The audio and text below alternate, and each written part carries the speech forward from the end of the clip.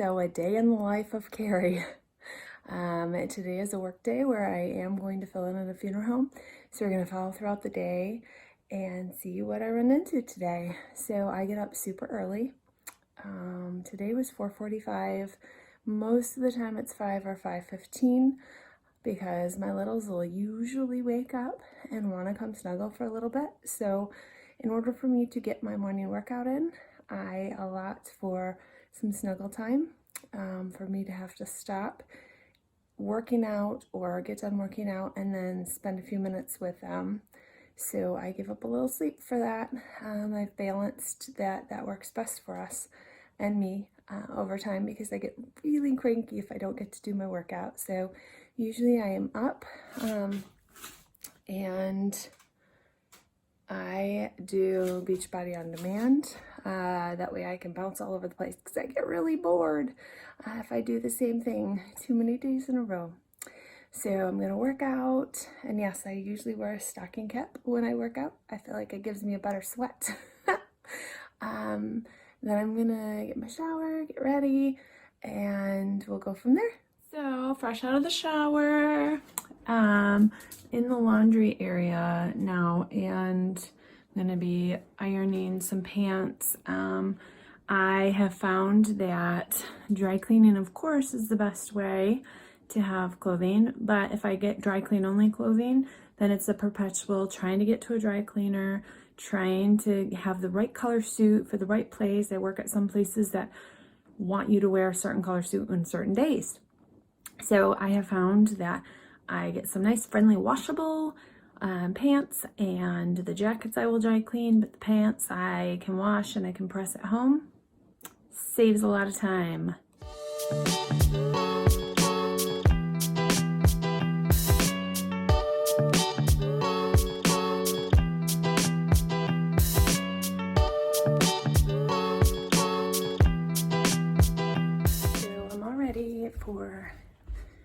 Headed downstairs. I try and do everything I need before I go downstairs. It doesn't always work that way. But so I know I have to come down. Today is my morning that my husband's going to take the kids to work or to take the kids to school. It's too early. And I will head right to work. So usually the other 4 days I'm on full mom duty and get them to school. School is kind of a frustration when you pick one up at one time and the other at the other time, and buses and pickups and all the craziness. It gets a little hectic, but so goes life, right?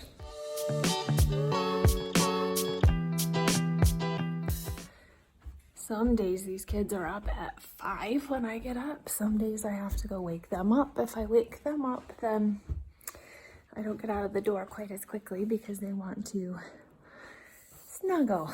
The snuggle. I will never turn down the snuggle, never complain about the snuggle, but the snuggle does delay, and I am a stickler for promptness when it comes to work. So I'm going to wake up my older daughter to get her ready and get all my stuff packed and get out the door. I just scarfed down an apple with some almond. I can't talk in the morning, guys. Scarfed down an apple with some almond butter and grab my coffee, and I'll hit the road to head. It's about a 40-minute drive to the place I am filling in today. So have you ever played this game? Can I make it to work without stopping at the gas station? Because that's what game we are playing this morning with 48 miles empty. Let's see, how far away is work is the question. Okay, so we are here. Woo!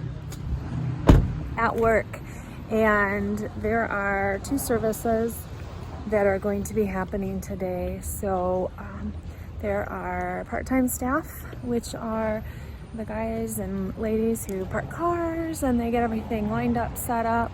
All the guys are here, and the ladies getting cars cleaned, getting just everything set for all the services. The support staff, as I've talked about, is so essential. So we've got guys down, they have coffee together. We've got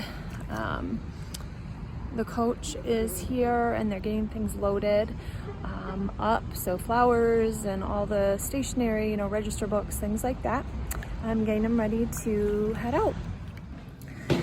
So this funeral home that I'm at today is an old house that's been built on. So I usually get a lot of steps in as I'm here because right now I'm down in the basement where the offices, the prep room, the care center is, that all the deceased are cared for here. It's one of those 5% funeral homes that has almost 1,000 calls, call volume between all the chapels. So all of the deceased are cared for in one location. So that is all here in the basement. And I want to make sure I don't show any deceased in the video while we're doing this.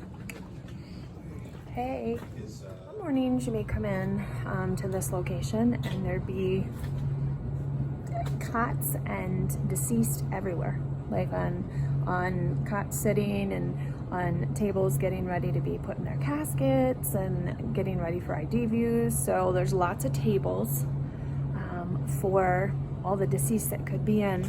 2 coolers go in, and we've had casket deliveries. So there's caskets and things ready for what may come. So I'm gonna go in now and I am going to see what has come in overnight and if I'm gonna be meeting with a family or need to call somebody. So that'll be the next step, is just getting settled and getting checked in. Slow.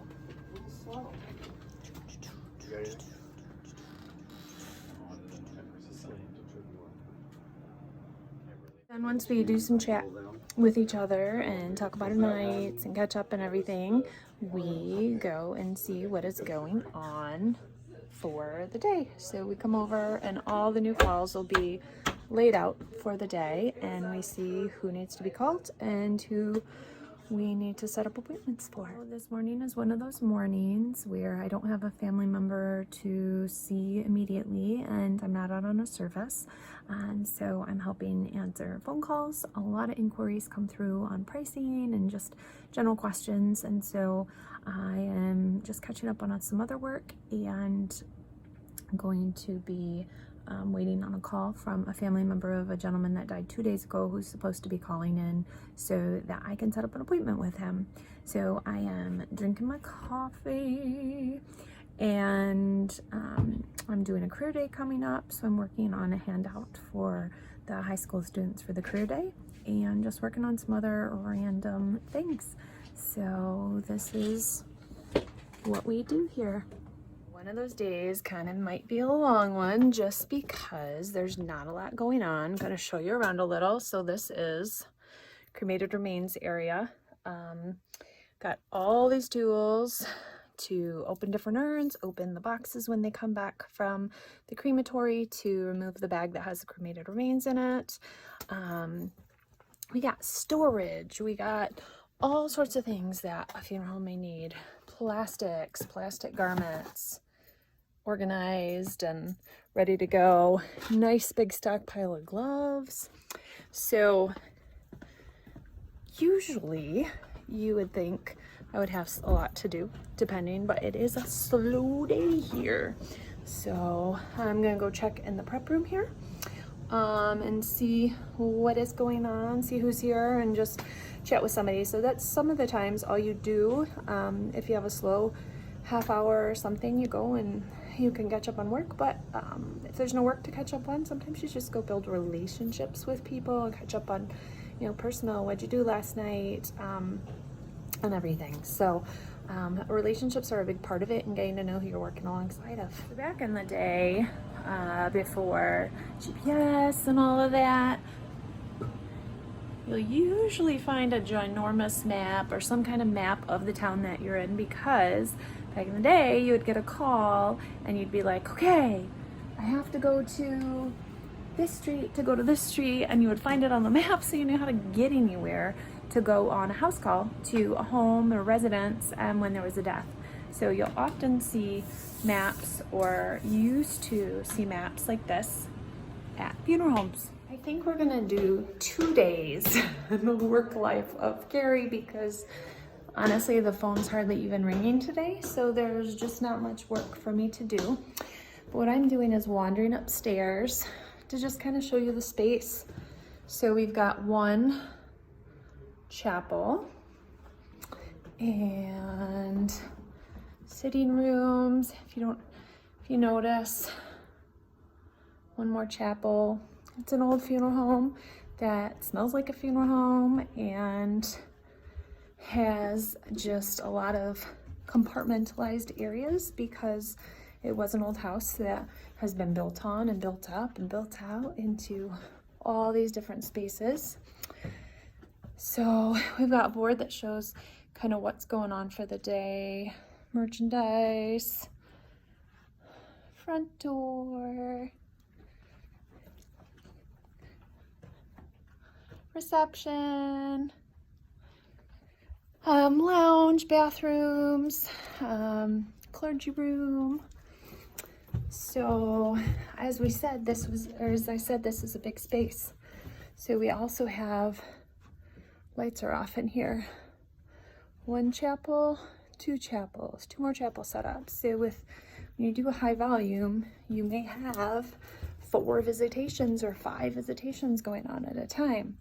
So we're now going to climb up the steepest set of stairs ever. This is where we make arrangements, actually, is this upstairs space.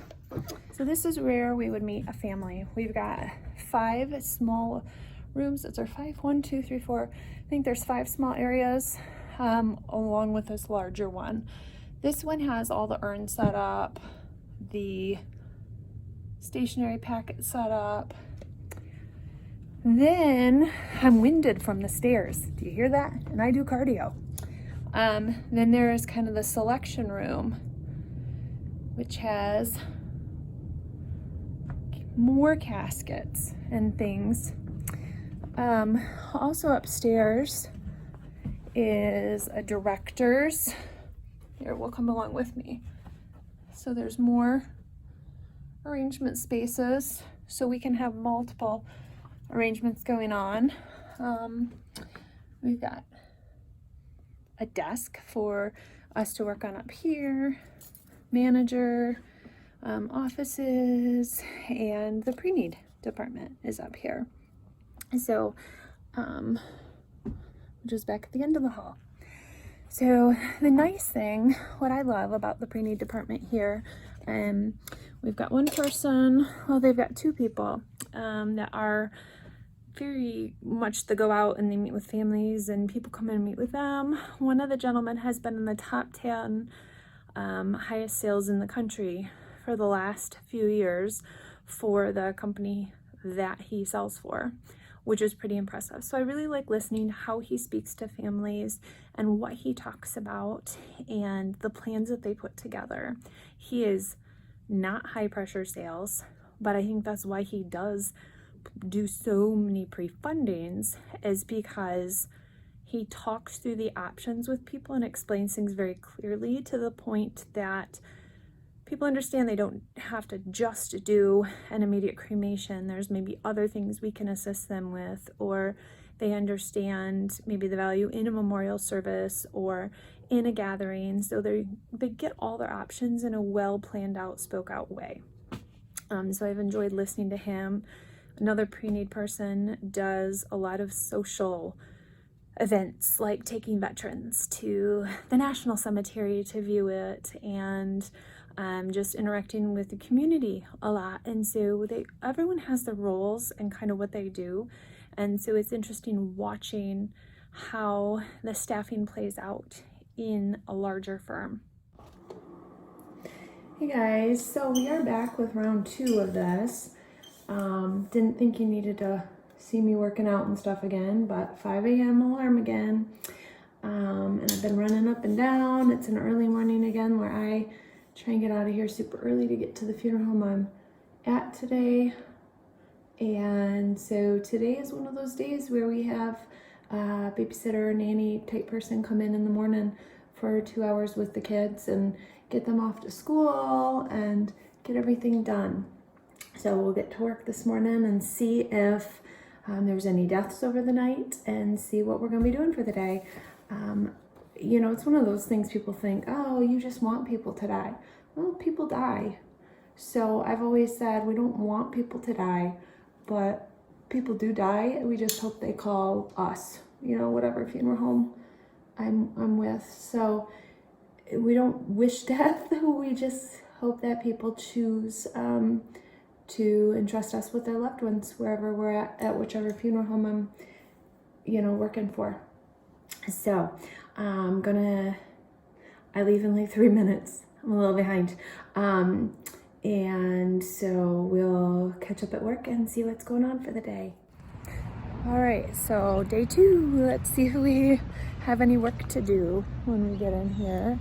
They are, again, getting cars ready and stuff for one service that's going out later today. And I know I'm not on that service, so it'll be if we have any new calls for me to meet with. So we'll go check in. All right, so we did get 3 new calls over the last night and last evening, and so this morning what I'm doing right now is calling the next of kin.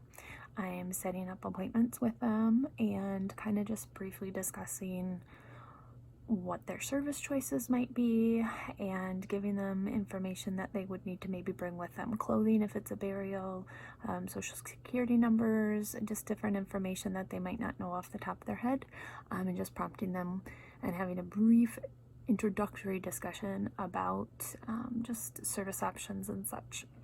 And so setting up the schedule for the day for different arrangements right now. All right, so we've talked to all the families, our appointments are all set up.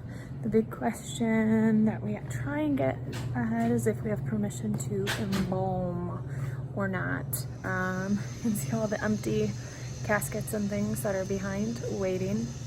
And so once we know about embalming, then we need to go to the care center where all the prep slips are and mark whether they're embalming or not. I am someone who gets everything as ready as can be ahead of time before I meet with the family. So I am working in Kraken right now, which is one of the funeral director programs that are out there.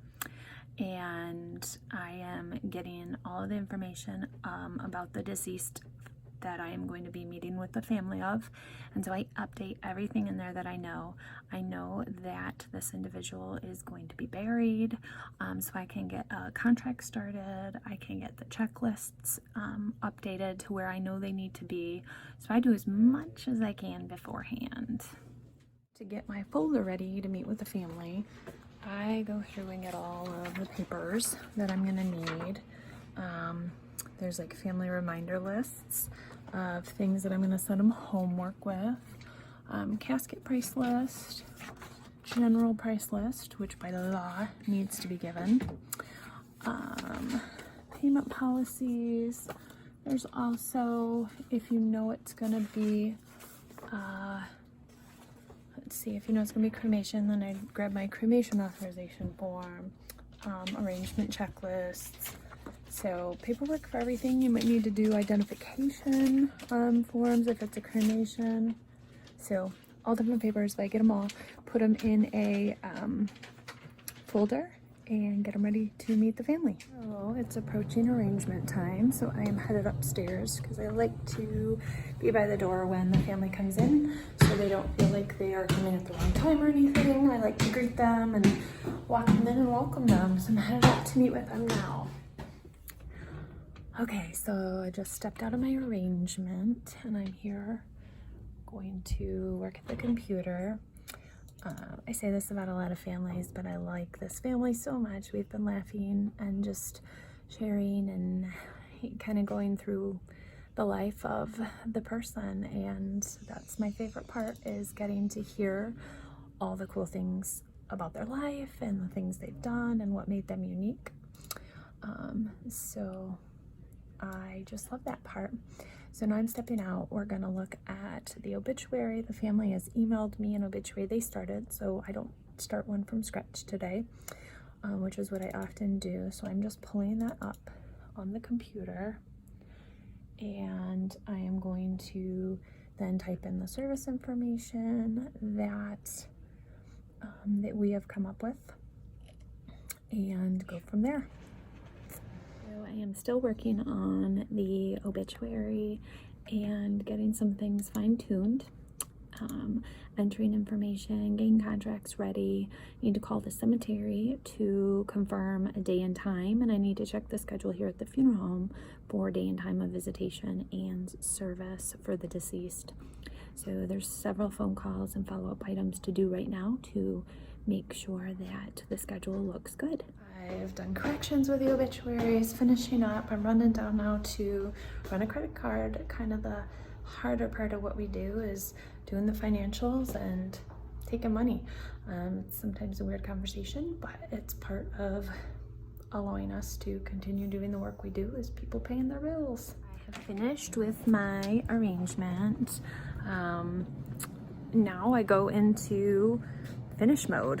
I'm gonna call and finalize arrangements with the cemetery and the pastor, and I've already sent the obituary onto the newspaper, and that is all finalized. So I call the vault company and the pastor and the cemetery and make sure they're all lined up for the date and time with the appropriate items. I'm then going to get online at batesville.com and I'm going to order my casket to be delivered tomorrow, so it's here in time to get our deceased ready and in their casket. So there are finish up phone calls and things that we have to do after. It is not often that I will stop and take lunch. I usually will warm up my food and go back to my desk and multitask and get things done. Today I gotta leave a little early because I gotta go to conferences for my children, so I've gotta go play mom, and so I'm gonna power through and get done those follow-up calls and doing the checklist and sending the appropriate information to the graphics department in the accounting area and to the care center, where so they can do hair, makeup, clothing. Everything will be how the family has let me know that they want, in this case, their mother's hair and makeup done. One key thing that we do is file the death certificates online. So we print out or save and email a copy of the death certificate to the family for them to proofread the accuracy of the information. Saves a lot of money later rather than coming back to us and saying, hey, there's an error. So I'm going to show you just a little what it looks like logging in to that. So there's a login, and you use a thumbprint scanner here to log in. So this way, only I can certify death certificates under my name. Nobody else can forge or do anything like that. And so I'm going to go in, enter all the information for the deceased, and then I will save that as a PDF and email to the spouse and to the children so we can get all of it proofed before we file it. Then we wait for the doctor's information to be added in, and it's filed, and then we get so many copies for a family member that they want, and they're all certified originals that we get for them. And part of everything also is making sure everybody's got the information they need. It's always online, but how often does technology fail us? So I also like to make sure that everybody has hard copies of like the photo for getting the person ready, an order of the casket so they know for sure when it's coming to the care center. We also do car lists so that everything is typed out for all the part-time staff to see who's coming to the service, what boards or tripods or stands or anything that are needed for additional setup. For what we know maybe the family's bringing in. If we know maybe they're bringing in the person's motorcycle to park out front, we let the staff know to watch for that so they can maybe put out some cones and save space. So any information we can give a heads up on helps them to then be able to assist the family better. Lots of notes, lots of typing, lots of phone calls. So the backside of being a funeral director. One more item that we do is a prep sheet type that directs the care center as to how to do the hair, how to do the makeup, if a hairdresser's coming, what time they're coming, what time things are being delivered in terms of the casket or clothing, if there's any other specifics that they may need to know in order to get someone ready. And so we bring those into the prep room and hang them up for the care center people. Are you guys tired of looking at my face close up from this like handheld camera angle yet? So I'm just leaving work, so I did my phone calls, my paperwork, and that's the day with a family for about 2 hours. And it was a lot of just typing and computer work and paperwork and phone calls. So that's kind of the backside, which most people don't see when you come into a funeral and you see the funeral director running the funeral. So that might just happen once a week, or twice a week, depending on the size funeral home that you're at. Otherwise, it is all this backside stuff of getting the people ready, or doing the paperwork, or meeting with the families, or calls and follow-up calls, and just checking in to make sure that the other role people within the funeral, so the part-timers, the pastors, cemetery, the vault company, everybody else is on the same page, that they're all going to be there at the right time, the right place, with the right things. So we are the ones that may have to make sure everything lines up. Just like a wedding, you've got to make sure your dove release is at the right time and at the right place. So we're the coordinators, we are the directors, and that's more so what we do than just standing and directing that funeral for that 1 hour. It's all the hours that go into it beforehand.